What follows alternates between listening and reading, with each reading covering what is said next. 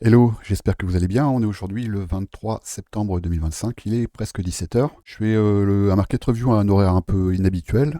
J'en ai pas fait jusqu'à présent, pas fait depuis quelques jours parce que, en règle générale, quand je fais un market review, c'est que j'ai des choses à dire et là, j'avoue que j'avais pas grand chose à dire. On est là dans une période qui est assez particulière, que moi j'affectionne pas particulièrement, et c'est souvent les fins de quarter, les fins de trimestre. Les fins de trimestre, on sait que de toute façon, il y a des shifts qui se passent, hein, pour ceux qui connaissent un peu la théorie des quarterly shifts, on a des shifts qui s'opèrent d'un trimestre à l'autre. C'est pas au jour près, c'est pas à l'heure près, en règle générale, avant que ces shifts s'opèrent, et d'autant plus qu'on qu'on raisonne sur des time frames, des grosses time frames, comme les time frames trimestriels, le marché, il se charge déjà de nettoyer ce qu'il peut nettoyer avant d'engager un mouvement. Et là, en l'occurrence, on a quand même des signes qui sont, ils sont ni inquiétants ni rassurants, mais si on regarde bien déjà, juste pour jeter un petit coup d'œil sur le dollar, on est de toute façon, et ça je vous l'avais montré,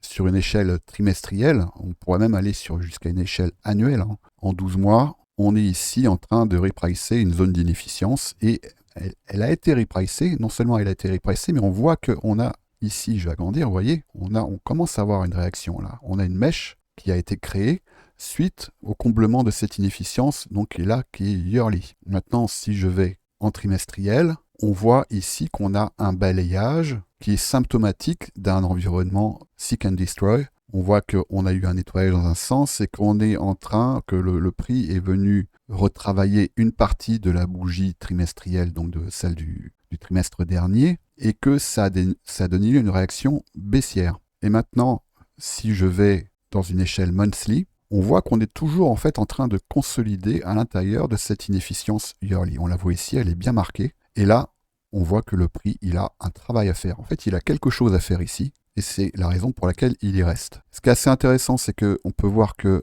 le previous monthly low, celui donc de juillet, il a été travaillé sur l'index, mais par contre, il n'a pas été travaillé sur les futurs. On voit bien ici. Et sur les futurs, si je reviens sur une échelle, je vais faire un petit peu de nettoyage parce que là, on n'y voit plus grand-chose. Prendre une charte propre, ça sera plus simple. Voilà, on voit ici que on a une inefficience qui est plus large sur les futurs que sur l'index, et qui n'a pas été travaillée, et qui appelle, à mon avis, qui va, à mon avis, appeler un travail. Donc, je pense que là où on est, l'appréciation des assets à risque n'est probablement pas terminée, mais je pense qu'on est dans une zone où, à un moment donné, le dollar risque de réagir. Alors, je ne sais pas jusqu'où ça va nous emmener, mais il est probable que ça soit sur le mois d'octobre ou peut-être le mois de novembre. Si je regarde le M2, ça je crois que je vous l'avais déjà montré, le M2, lui, anticipe une baisse significative. Je sais pas, c'est très difficile à chiffrer, hein, c'est même impossible à chiffrer, mais en tout cas, le M2, lui, anticipe une baisse courant novembre. Alors ça peut être avant, ça peut être après, c'est pas une science exacte, c'est pas pareil au jour ou à la semaine près, mais ça permet quand même de déterminer des tendances. Ce qui est assez symptomatique aussi de cet environnement seek and destroy, c'est que lorsqu'on observe par exemple la dynamique sur l'or, bon, alors là, voilà, là on est sur une échelle yearly. On voyait un peu ce que l'or laisse derrière lui. Ça ne veut pas dire qu'on va aller le retravailler, évidemment. Mais si je vais regarder un peu, même en intraday, hein, voilà les mouvements auxquels on a droit. Et c'est assez systématique. Qu'est-ce qu'on a? On a une impulsion, une consolidation, une manipulation, une impulsion, une consolidation, une manipulation, etc. etc. Et bon, après, il ne faut jamais dire jamais, mais là, pour moi, d'autant que là, je suis sur les futurs, de mon point de vue, à aucun moment, ça ressemble à un top de marché. Ici, sur le gold, en tout cas. Hein. Mais après, il faut se méfier parce que le gold, il est un peu en train de vivre sa vie. Il ne se préoccupe pas forcément de ce qui se passe sur le dollar. Mais c'est quelque chose qu'on va retrouver également. Et là, je vais élargir un peu les time frames. Vous voyez comment c'est très caractéristique, hein, d'un environnement seek and destroy. On a une consolidation, une manipulation, une autre manipulation. On vient retravailler toute la consolidation précédente.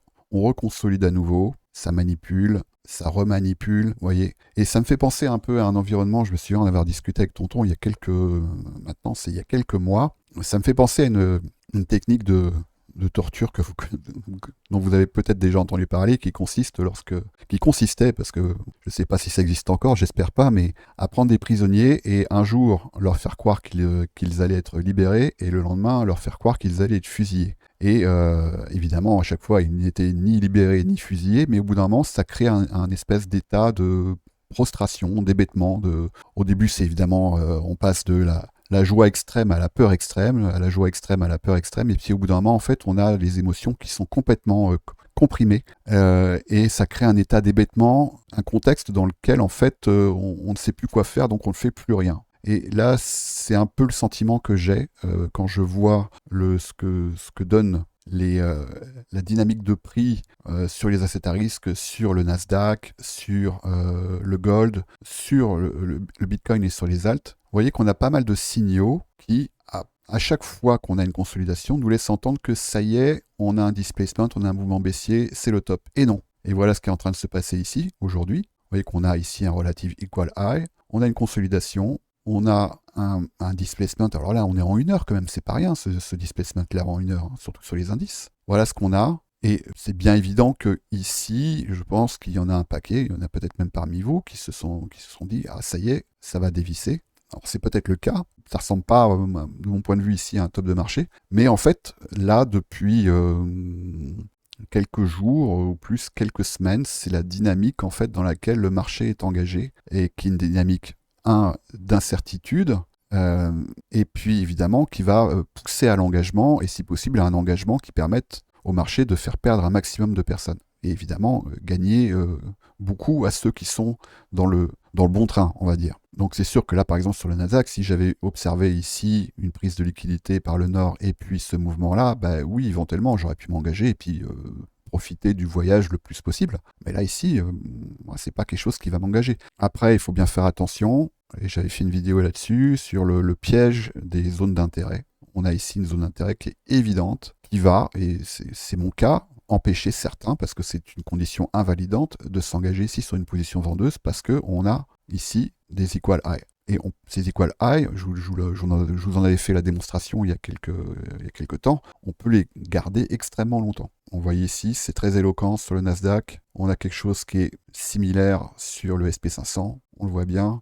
On a enfin le Dow Jones qui est venu prendre son all-time high. Et ça, c'était un peu pour moi, c'était un signal que j'attendais, hein. Je ne vous le cache pas que ça, pour moi, c'était quand même un signal important, que le Dow Jones vienne enfin prendre son all-time high. Donc on voit ici que sur le dollar, on a effectivement un displacement, on a quelque chose qui ressemble à un market structure shift, mais si je me réfère au marché futur, on voit qu'il y a un travail qui n'a, a priori, après ça va peut-être rester en l'état, mais un travail qui a priori n'a pas été terminé. Ici, sur cette zone, on voit qu'on a une divergence. Alors on ne peut pas vraiment parler de divergence SMT, mais par abus de langage, je vais le faire quand même, entre la dynamique sur l'index DXY et les marchés futurs DX1. On voit que là, ici, on a un all-time, pas un all-time low, mais on a une prise de SSL qui n'a pas été opérée sur les futurs et qui a été opérée sur l'index. Voilà, donc c'est un environnement qui est très particulier. Clôture trimestrielle, c'est pour très bientôt. On a évidemment des options qui vont arriver à terme. On va avoir des rollovers de contrats, etc. Donc c'est souvent des environnements qui sont vraiment très très piégeux. Mais c'est pas pour autant que je vais essayer d'anticiper un quelconque mouvement. C'est vrai que la dynamique des quarterly shifts m'appelle à privilégier l'hypothèse d'une revalorisation du dollar sur le trimestre Q4, mais je ne suis pas en train de dire qu'il va se revaloriser de façon violente et extrême. Mais en tout cas, moi je pense que sur ce trimestre-là, il va falloir s'attendre, s'il s'agit de faire des prédictions, certainement à un retracement des assets à risque. Ce qui est assez symptomatique aussi, et là je vais terminer là-dessus, c'est que vous le savez, j'ai pas mal d'algorithmes qui tournent sur les cryptos, hein, donc sur Bitcoin et sur quelques alts, il y a à peu près une dizaine d'alts. Et lorsque je vois que cet algorithme, qui n'est pas forcément réglé de la même façon pour tous les assets, mais à l'intérieur d'une même session est capable d'engager sur certains assets une position longue et sur d'autres une position short, pour moi c'est assez symptomatique de cet environnement-là. Et ça n'arrive pas souvent. Alors, en règle générale, les alts sont plutôt corrélés. Et là, j'assiste à une décorrélation temporaire, hein, mais pour moi, c'est assez symptomatique de cet environnement-là. Donc moi, évidemment, je ne fais pas d'intraday sur les altes, je laisse les algos s'en charger. Il n'y a pas d'émotion, il n'y a pas d'inquiétude, ça marche ou ça marche pas, mais les algorithmes ont les résultats qu'on leur connaît. Ce qui est assez symptomatique, c'est par exemple si vous regardez la dynamique qu'on a sur Ethereum, par exemple, on voit que là, on est sur un retracement baissier. Ici, je suis sur une charte en 4 heures. Et si je regarde ce que donne la même dynamique sur AAV, qui pourtant est considéré comme très corrélé en règle générale avec Ethereum, on voit que là, on est plutôt sur un mouvement, en tout cas en 4 heures, haussier. Et voilà la dynamique sur Ethereum. Et ça, pour moi, c'est assez symptomatique. Donc, environnement piégeux. Malgré tout, là, actuellement, moi, je serais plutôt tenté d'acheter les assets sur lesquels j'ai encore un biais haussier, mais je vais en même temps, en parallèle, avoir quand même une tenue de mes positions assez défensive, parce que je sais qu'à un moment donné, et ça va pas forcément attendre le mois d'octobre ou le mois de novembre, ça pourrait se faire dans les derniers jours de septembre, par exemple. Je m'attends quand même à un retracement baissier de ces assets à risque. Et pour moi, le signal qui va vraiment être important à observer, ça va être cette fameuse donc prise de liquidité, si elle intervient évidemment, mais je serais surpris qu'elle ne le soit pas, sur les marchés futurs du dollar, donc dans la zone des 95,6. Voilà ce que j'ai à dire pour aujourd'hui. Si ça s'avère nécessaire, évidemment je ferai un petit update de marché, mais je sais que j'invite toujours à la prudence à chacune de mes vidéos, et là je vais être obligé de le faire encore.